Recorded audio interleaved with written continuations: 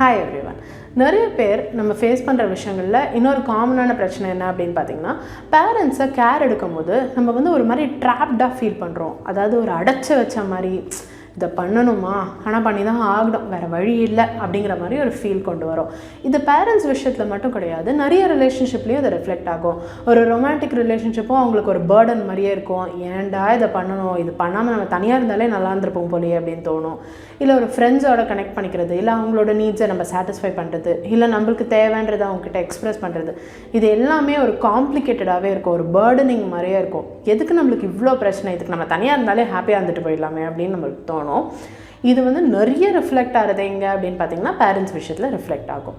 முக்கியமாக இமோஷ்னலாக இம்மெச்சூராக இருக்க பேரண்ட்ஸ் வந்து என்ன மாதிரி இதை கொண்டு வராங்க அப்படின்னு பார்த்தீங்கன்னா, அதாவது அவங்க தான் வந்து அந்த குழந்தைங்களோட ஓனர் அப்படிங்கிற ஒரு ஃபீலிங்கில் இருப்பாங்க. அதாவது நான் சொல்கிறது அவங்க செய்வாங்க, அவங்க என்னோடது அப்படிங்கிற மாதிரி ஒரு ஃபீலிங்கில் இருப்பாங்க.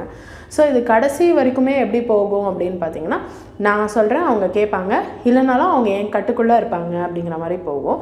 அப்போ அந்த குழந்தைங்களுக்கு என்ன ஆகும் அப்படின்னு பார்த்தோன்னா, போதும், எனக்கு இதுக்கு மேலே இந்த ரிலேஷன்ஷிப்பே வேணாம், எல்லாத்துலேயுமே எனக்கு ரொம்ப பேர்டன்டாக இருக்குது, எங்கே போனாலும் என்னோடய தனித்துவம்னு எதுவுமே இல்லை, எல்லா இடத்துலையுமே நான் ட்ராப்டாக ஃபீல் பண்ணுறேன், அதாவது 4 கட்டத்துக்கு நடுவில் அடைச்சி வச்ச மாதிரியே ஒரு இருக்கேன், எனக்குன்னு ஒரு இது இல்லை, நிம்மதி இல்லை, எனக்குன்னு ஒரு சூஸ் பண்ணுறதுக்கு ஆப்ஷன்ஸ் இல்லை, எதுவுமே இல்லை, எல்லாமே என் கட்டுக்கு மீறி இருக்குது அப்படிங்கிற ஒரு ஃபீலிங்கை குழந்தைங்க மனசில் இது கொடுத்துக்கிட்டே இருக்கும். ஸோ ஆஸ் அ ரிசல்ட் என்ன ஆகும் அப்படின்னு பார்த்தீங்கன்னா, இவங்க வளர்ந்ததுக்கப்புறம் இவங்களோட அடல்ட்ஹுட்டும் இதில் அன்ஹாப்பியாகவே இருக்கும். ஏன்னா நம்ம பார்த்த மாதிரி பேட்டர்ன்ஸ் வந்து ரிப்பீட் ஆகும். ஸோ திரும்ப இதில் அன்ஹாப்பி ரிலேஷன்ஷிப்ஸ்லேயே நம்ம உள்ளே வந்துக்கிட்டே இருப்போம்.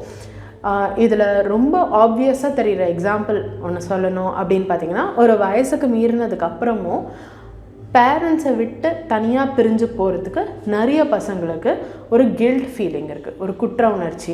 எங்கள் அப்பா அம்மாவை யார் பார்த்துப்பா, நான் இப்போ விட்டுட்டு போகிறேனே அப்படிங்கிற ஒரு கில்ட் ஃபீலிங் இருக்குது.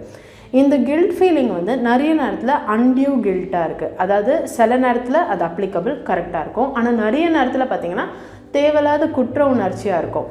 ஃபார் எக்ஸாம்பிள், இப்போ பேரண்ட்ஸ் தனியாக இருக்காங்கன்னா அவங்கள பார்த்துக்கிறதுக்கு நம்ம ஸ்டெப் எடுக்கிறது வேறு, ஆனால் அதை நினச்சி குற்ற உணர்வு வளர்த்துக்கிறது வேறு.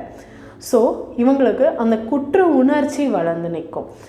ஸோ இதை தான் நம்ம சொல்கிறோம், இது வந்து நிறைய பேர்கிட்ட ஒரு பேட்டர்னாக ஃப்ரேம் ஆகிட்டுருக்கு. ஸோ இந்த மாதிரி விஷயங்களை மாற்றி அமைச்சா இன்னும் நம்ம லைஃப் பெட்டராக இருக்கும்.